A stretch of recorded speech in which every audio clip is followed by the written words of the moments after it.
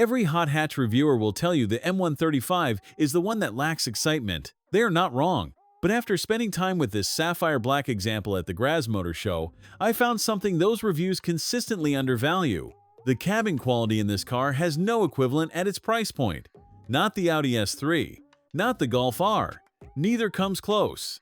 The real question is whether quality without adrenaline earns the M badge, and the answer on this particular example costs 77,742 euros. The exterior earns its money in engineering decisions that most people will not notice. The M-specific kidney grille uses horizontal double louves and a frameless design, and the cooling capacity through them is genuinely higher than the standard 1 Series. 2 vertical LED elements sit inside each headlight cluster, a new signature that BMW developed specifically for the F70 generation, and at show floor distance, they look sharper than anything on the S3. You stand next to this car and the proportions read correctly. 42 mm longer than the outgoing model, the bonnet line extends further forward, the wedge profile sits flatter, and the 19-inch M bicolor multi-spoke wheels fill the arches without looking like they are trying too hard. Around the back, the quad 90mm exhaust pipes sit inside a deep diffuser insert, and this is the only 1 Series in the entire range that has visible tailpipes. The front cabin is where this car quietly separates itself from its competition. The Coral Red and Black Veganza interior on this Graz car is a combination I have not seen in a single major review, and in person it transforms the atmosphere. The perforated Veganza across the M Sport seats has a texture that feels closer to leather than most synthetic alternatives at this price. The seats hold shape through corners without hardening over distance, and the integrated headrests carry illuminated M logos that glow just enough to register without becoming a distraction. BMW's Illuminated Aluminium Hexacube trim runs across the dashboard, a finish exclusive to the M135 that catches light differently depending on the angle, and underneath it, the metallic details on the center console are actual aluminium, not sprayed plastic.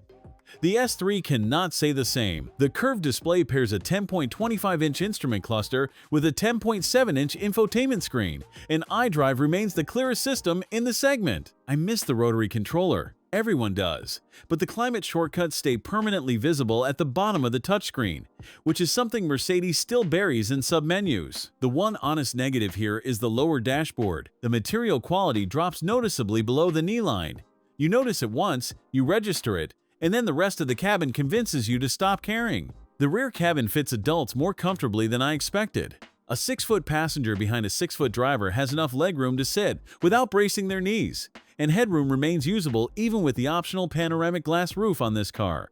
The center armrest folds down with 2 cup holders, and a pair of USB-C charging ports sit in the back of the center console. The detail nobody mentions is the rear climate zone. In the hot hatch segment, independent rear climate control is not something the Golf R, the S3, or the AMG A35 offer as standard.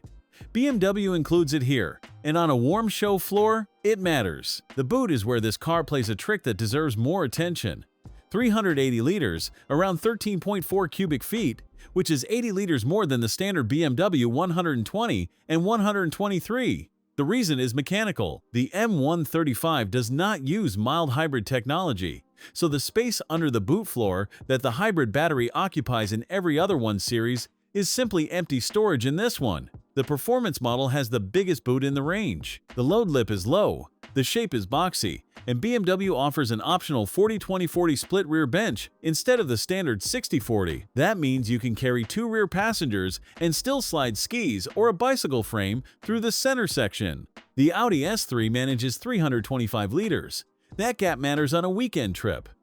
300 horsepower from the 2-liter turbocharged 4-cylinder, 400 Nm from 2,000 RPM, and 4.9 seconds to 100 km per hour, roughly 4.7 seconds to 60 miles per hour.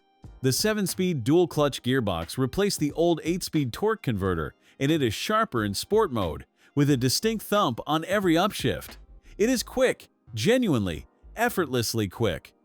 It is not, however, exciting. The engine sound is muted, and synthetic portions of it arrive through the Harman Kardon speakers. I want to be honest about that because it matters for what this car is and is not. 77,742 euros is a lot of money for a hot hatch with a 4-cylinder engine and no real claim to driving excitement. The Golf R is faster to 100, the Civic Type R is more engaging, the AMG A35 sounds better. All of that is true.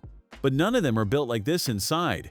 None of them feel this solid after you close the door, and none of them have this much practical space as a consequence of their performance engineering. The M badge on this car is not earned by adrenaline, it is earned by the total package. And whether that is enough is the decision BMW is asking you to make. After walking around this one at Graz, I think the answer is closer to yes than most reviewers have been willing to admit. Thanks for watching.